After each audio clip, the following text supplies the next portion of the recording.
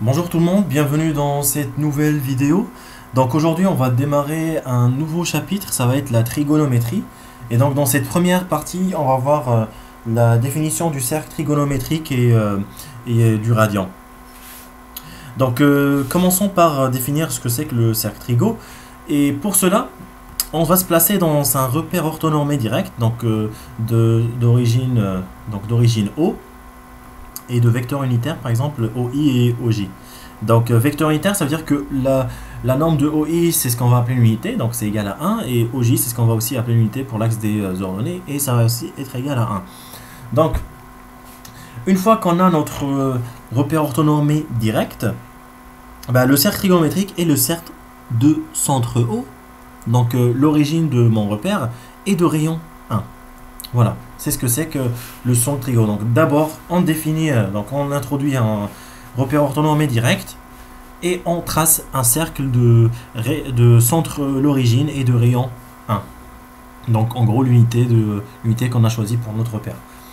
Donc dans ce cercle trigonométrique, très souvent ce qu'on fait c'est qu'on cherche, donc on mesure des angles. Donc vous avez appris jusqu'à maintenant, donc quand vous cherchez la valeur d'un angle, vous placez quelque chose comme ça pour repérer l'angle. Et vous vous souciez pas du tout du sens de cet angle. Désormais, on va s'intéresser au sens, du coup, ce qui va nous laisser deux possibilités, donc soit ce sens-là, soit ce sens-là. Et en fait, ces deux sens vont être opposés l'un de l'autre. Les deux mesures de ces deux angles vont être opposées l'un de l'autre. C'est pour ça qu'on va avoir besoin d'un sens direct, ou un sens positif, qu'on va appeler le sens trigonométrique. Et ce sens trigonométrique, ça va être le sens anti-horaire. Donc par définition, c'est le sens inverse d'une aiguille, donc des aiguilles d'une montre. Sens direct, sens positif ou sens trigonométrique. Donc voilà, c'est ce qui va nous donner le signe d'un angle. C'est-à-dire, si je choisis mon angle dans ce sens, puisqu'il est dans le même sens que le sens trigo, il va être positif. Si je prends dans l'autre sens, il va être négatif. Donc vous pour l'instant vous avez vu juste vous connaissez une seule unité pour la mesure des angles, c'est le degré. Et donc là, dans le cercle trigo, très souvent on utilise le radian. Et donc pour définir le radian, d'abord on aura besoin de définir ce qu'on appelle l'angle au centre.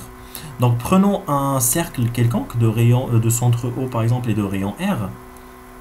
Et intéressons-nous à l'arc qui est compris entre les deux points A et B. Donc les extrémités de mes deux rayons. Nous on cherche, on va essayer de trouver, on va essayer d'exprimer cet angle, cet arc L, donc la longueur de l'arc, en fonction du rayon et de l'angle. Donc là vous avez vu que là mon angle je l'ai pris dans le sens trigo. Je vais l'appeler X par exemple.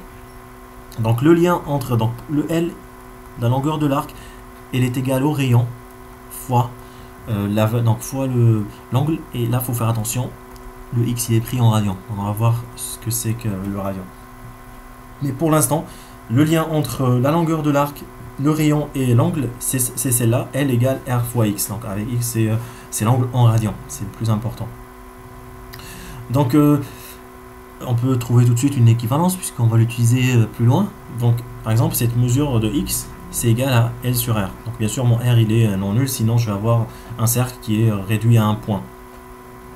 Donc maintenant, regardons ce qui se passe lorsque je me place dans le cercle trigo, c'est-à-dire de rayon 1, et que je fais en sorte que j'ai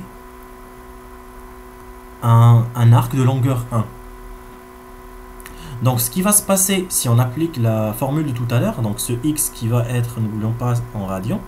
Pour la notation, on note rad, pour dire radian, ça c'est la notation. Si j'applique ma formule, donc X égale L sur R. Donc ici, L, la longueur de l'arc, c'est 1, et le rayon, c'est 1. Donc X égale à 1 radian. Donc 1 radian, donc c'est, du coup, je vais avoir le X qui est là, qui vaut 1 radian. Et donc, on va définir le radian à partir de ce schéma-là. Et donc, on va dire que le radian, donc le radian est la mesure de l'angle donc qui intercepte donc un arc de cercle de longueur 1. Donc un arc du cercle trigo de longueur 1, puisqu'il faut aussi que le rayon soit égal à 1. Voilà, donc ça c'est la définition que vous avez dans votre programme, donc faut la connaître et il faut surtout mieux la comprendre pour comprendre d'où ça sort. Donc c'est juste de ce calcul qu'on a fait avant. Si je prends une longueur qui vaut 1 et que je prends le rayon qui vaut 1, je suis sûr que l'arc qui est formé, il est formé à partir d'un angle. Donc si je le prends dans le sens bien sûr trigo, la mesure de cet angle c'est égal à 1 radian. Donc regardons maintenant, en utilisant la même logique, ce qui se passe si maintenant je prends tout cet angle-là. Donc ça veut dire si je fais le tour en entier. Donc là on sait que quand je fais un tour en entier, si j'appelle cette... donc je vais l'appeler X par exemple, je sais que déjà en degrés ça fait 360 degrés. On sait qu'un tour complet ça fait 360 degrés. Donc regardons ce que ça va donner dans le cas de notre formule.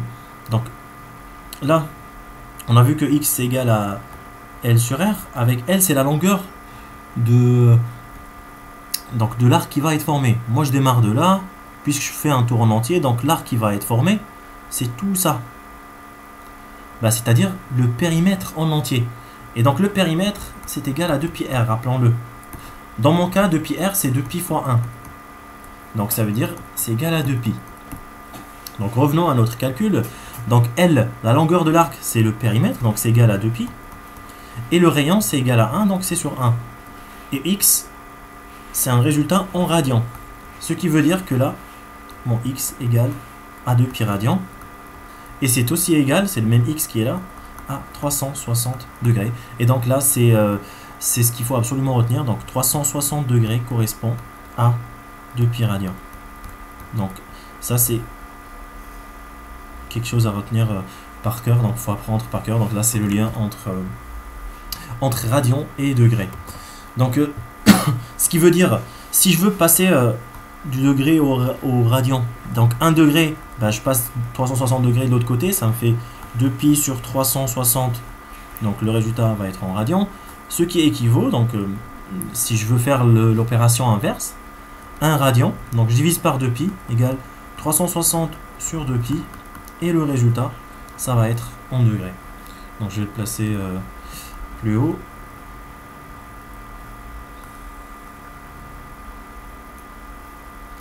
Donc là, c'est le résultat en degrés. Donc regardons avec les angles usuels, c'est-à-dire les angles qu'on utilise le plus souvent, mais en fait, il faut comprendre qu'on peut l'utiliser pour n'importe quelle valeur. Donc par exemple, donc nous on démarre de 0. Donc c'est-à-dire que je démarre avec des valeurs en degrés et je veux passer en radian. Donc il faut que j'utilise cette formule qui est là. En gros, je prends la valeur en degrés, je la multiplie par 2pi et je divise par 360. Donc on le fait par exemple pour une valeur. Bon, par exemple pour 0, ça me fait 0 fois ça, donc ça me fait directement 0. Donc essayons ça pour 30. Donc 30 degrés, pour passer en radian, je fais fois 2pi divisé par 360. Ce qui me fait 60pi sur 360. Et donc après simplification, je simplifie par 60, ça me fait 1, et là ça me fait 6, et donc en tout ça me fait pi sur 6. Donc essayez de faire les autres comme exercice pour vous entraîner à retrouver les valeurs par exemple en degrés ou en radian. Et donc si on fait la même chose partout, là je vais avoir pi sur 4, là je vais avoir pi sur 3, là je vais avoir pi sur 2, et 180 ça correspond à pi. Donc voilà, ça va être tout pour cette première partie. Donc on va voir le reste du cours dans d'autres parties.